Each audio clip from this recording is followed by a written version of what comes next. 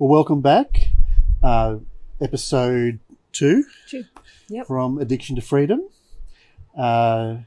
So, Michael Gregory and Deborah. So, let's get cracking, see where we end up. Yes. Let's get this started, Michael. Uh, Michael, I really want to ask you this question is how did you embark on this journey from addiction to freedom? like, when did it come about? Well, as I think I mentioned last time, I've been helping people with addiction for a long time, particularly, smoking addiction, which is obviously one of the hardest things to deal with. And I was thinking of applying the same method to all different addictions. And then I realized there are already hundreds, if not thousands of people already addressing each of those specific addictions. And it's a bit like, a tree. You could, if the leaves have a problem, you can try and help every individual leaf, and that's important. I'm not saying it's not. Or you can try and just go straight to the heart of it and help the trunk or the soil, let's say. And so the way I see it is that, people often think that the common view, I guess, tell me if I'm wrong, is that people that have an addiction are the minority and they've got a problem. Whereas I see it the opposite. I think we've all got addiction and we've all got a problem. And if I can explain that even clearer, so imagine like a triangle, right? And at the bottom of the triangle, you've got, let's say, the more obvious addictions, what society would call an obvious addiction, like a substance addiction, alcohol, cigarettes, drugs, pornography, things that, I guess the ones that appear to be more damaging to other people, right? And then, let's say, going up the triangle to the next level, you've got, let's say, emotional addictions, let's say like worry, jealousy, anger, resentment. I mean, I call them all addictions because it's the way I understand it, and there's a lack of freedom there. And then going up further, you've got mental addictions. Let's say, well, mental addiction could be worry, but other things like negative thinking or being overly optimistic, or not turning a blind eye, not being able to see the obvious problem, always trying to see the whitewash the problem, let's say, or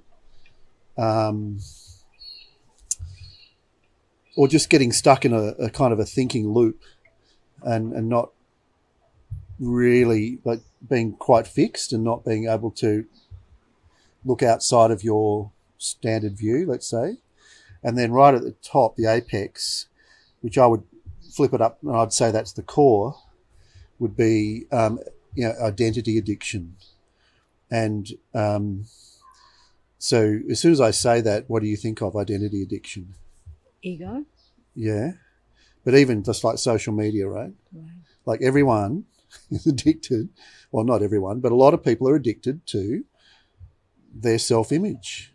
But that's just one aspect of it. But let's take away social media. We're already addicted to our identity as an individual self since the beginning of time, which, like you said, we identify with our ego as our individual self, and we preference that over everybody else and everything else. And everything that becomes the reference point of everything that we do, all our motivation. So that's an addiction. And I think it's an addiction to something that's a delusion. And I say delusion because satisfying that we might think that that's going to make us happy, but that's never satisfied, because that in itself is not what we think it is. Like, we're identifying with that as if that's us. You know, our memory, our history, our likes, our dislike, our body, you know, our dreams and visions, you know, our preferences. But as if that is us, that's the sum of us, right? What else is there that's us? Like, is there more? Can you think of what else we would say is me? I guess it'd be nice to know that we are not just who we are right this moment, that we can be free from that and change. Of all those things. Yes. Yeah, like free from our history, free from our likes and dislikes, our habitual behaviours, Yes. and our fears of the future. Yeah. So would you say people are addicted to fear? Yeah. Well, I mean, fears are, I guess, a response to a kind of an addiction to creating negative fantasies about the future, because then you get the fear in the present, that feeling in the present, but that's a response to an imaginary future that we think is negative. So that's more of an imagination, you know, whereas the emotion, fear, is like, oh no, I don't want that. I don't want that negative fantasy. And yes, I do think that we have this addiction to creating those to make us somehow feel like everything's going to be okay, or avoid the thing that's not going to make us okay. But all of that is centered around this, you know, what we say is my identity, me. And I think if we really look at that, we'll realize that all of those strategies are flawed. They're not going to make us happy. And Because it sounds like there are a lot of addictions we're dealing with here. yeah, well, I think if you go for the heart, the root, take it out by the root, then all of those other, like, let's say there's a triangle. If you go for the identity addiction, then all these other ones will get solved at the same time. And in fact, to solve some of these other ones, you need to start to address some of that identity addiction as well. And that's what I was seeing in my clients. So, and I noticed that there weren't that many people addressing this as an addiction. So you actually saw this firsthand in your clients. You were helping to eliminate smoking. Yeah. And in me. And in yourself. Yeah. Yeah. Yeah, because like I have that addiction too. Mm-hmm. So, but I guess it doesn't have as strong a hold on me as it used to, but it's still there. And so I'm just, you know, I'm on the journey from addiction to freedom, and that I want to share that with others. Yeah. At what point did you realize that that is what you really wanted to do? Well, it's really kind of recent this year, because I was at the point where I've been helping people with addiction for 10 years, and that was becoming fairly clockwork.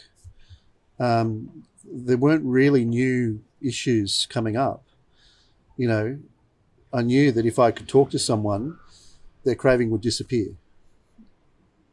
I'd just get them to do something correctly. And so, and I knew that there was more extension for this, and also that, like, we have a responsibility to not, you know, if you've got something that's going to help a lot of people, I feel like there's a responsibility to share that. So, you know, and we have, you know, amazing time. Like, everyone is now familiar with the online world thanks to COVID. Mm-hmm. And maybe, it's a special time in a way. I think we're more self-reflective, I think. So you see this as an opportunity to reach out even further? Yeah, I just think that if we can all have a conversation about this, then everyone in their life will start to have that conversation, or they'll start to see things perhaps in a different light. And I really think that will help. So in a sense, it's an addition to all the other solutions for all the different addictions. It's not, this or that, either or. This is an additional support. So in upcoming episodes, will you be sharing how you've been using your own techniques to help yourself on this journey? Sure. That'll be really interesting. Yeah. Interested to hear how you use these tools or techniques in your own daily life and how you got to where you're at now. Yeah. Because you seem like a very calm, chilled person. Do you meditate? Yeah. I mean, there's lots of words for that. Yeah. Pray, meditate. Yeah. Prayer tends to be with words. Mm-hmm. But at a certain point, words are, in concepts. And at a certain point, that stops and comes back. Mm-hmm. But the deeper awareness is when concepts are on the periphery, and we get a deeper sense of exactly what we are. Well, when I say exactly, that's probably the wrong word, because there is no boundary to it. So it's hard to say that exact. But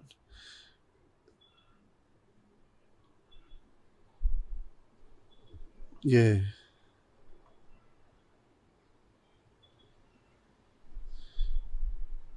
But I think it's actually really helps everything.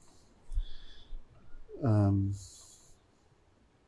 you mentioned about you feel like, you need to help as many people as you can because you found something that works and you're trying to reach out. Can you tell me a little bit more about that? Well, I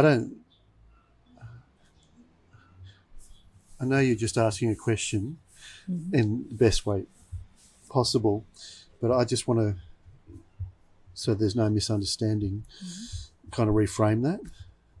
So, go ahead. Yeah, I'm just trying to be respectful. The thing is, I don't feel like I found anything. It's more that I stopped hanging on to some things habitually. Mm-hmm. Because what's present is already there, already here. And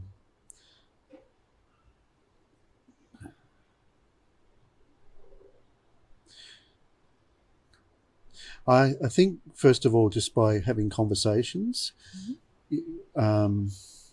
So it's not something that you can actually build up, like a set of skills. I mean, there's skill, but you can't, it's not like A plus B equals C. Mm-hmm. You don't arrive at a logical conclusion, because that's using the conceptual mind. It's more about just allowing stillness and noticing when you move away from, noticing the busyness for starters, and as contrasted to stillness, and what's the difference. And then as you keep on, very simply, as you keep on noticing that, you become more still. And then when you become more still, then then you notice what is already there more. You know, and I don't know what the end of that is. Just being super honest. Yeah. And it's also not something that I experience all the time. So I'm just being really transparent. Mm-hmm. But that's why I'm looking at this as a conversation, a shared journey. Mm-hmm. Yeah. Yeah. Which you can participate in. I'd love to. I'll come on this journey with you. Sounds good. Yeah. Yes. Well, thank you for explaining all that. Yeah. No, well, thank you for kind of prompting me to give it a bit of structure. Mm-hmm. Yeah. Maybe we're done. I think we'll see you all back in episode 3.